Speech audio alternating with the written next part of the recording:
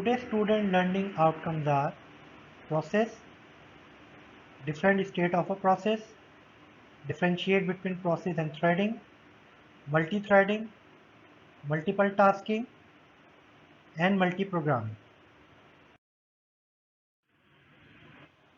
Now process.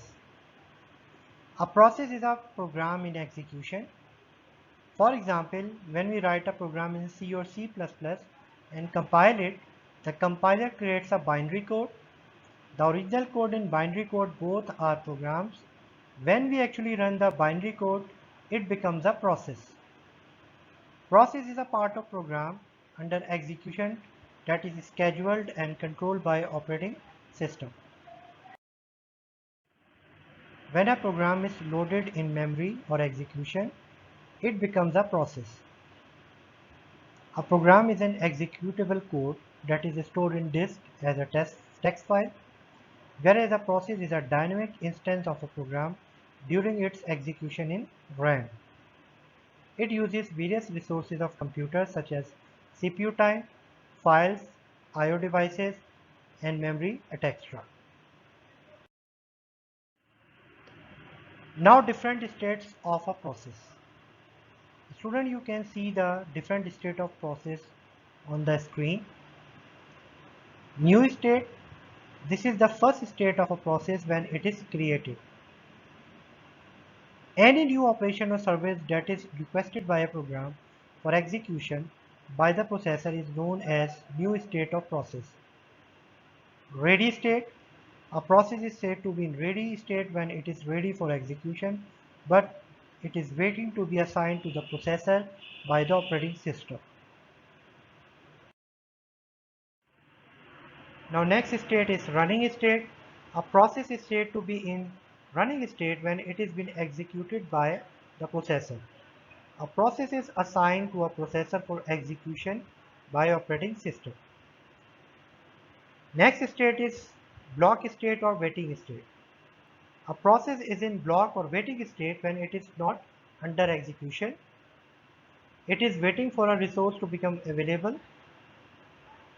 Now last state, that is terminated state. A process is in terminated state when it completes its execution. Now we will discuss process and threads. In programming, there are two basic units of execution, processes and thread. They both execute a series of instructions. Now we will discuss the difference between process and thread. A process is an executing instance of a program, whereas a thread is a subset of the process. It has its own copy of the data segment of the parent process, and threads, it has direct access to the data segment of its process. Any change in the process does not affect other processes. Any change in the thread may affect the behavior of the other threads of the process. Processes run in separate memory spaces. Threads run in shared memory spaces. Process is controlled by the operating system. Threads are controlled by programmer in a program. Processes are independent. Threads are dependent.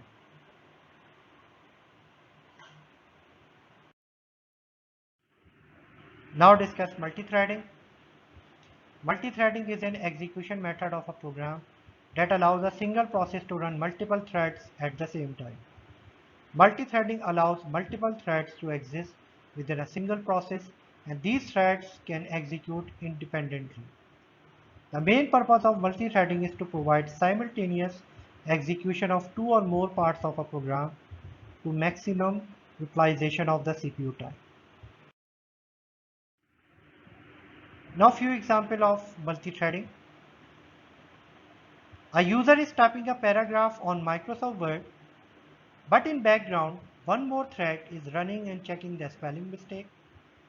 As soon as user is doing a typing work, the other thread notifies the user about the spelling mistakes. Web server use multi-threading all the time. Every request is handled by a different thread. Now multitasking. Multitasking is a function of operating system that loads multiple programs, processes, tasks or threads in main memory and executes them at the same time by rapidly switching the CPU among them. The operating system is able to keep track of where the users are in these tasks and go from one to the other without losing information. Each running task takes only a fair quantum of the CPU time. Now multiprogramming. In multiprogramming, many programs are loaded in memory, but the CPU only executes one program at a time. Other programs wait until the previous program is executed out or blocked. For example, when a user loads program 1, say MS Word, and program 2, say C language compiler, the CPU is able to execute only one program, for example, MS Word or C language compiler. The advantage of multiprogramming is that it saves users time in loading the program to main memory and runs the program quickly. The only drawback is the system requires more memory as it is occupied by many programs. Sometimes bigger programs cannot fully loaded in main memory and thus programs run slowly. Okay dear student, that is the end of today's lecture. Now it's your turn. Challenge yourself. You can see few questions on the screen which are based on today's lecture. Kindly solve them. Thank you.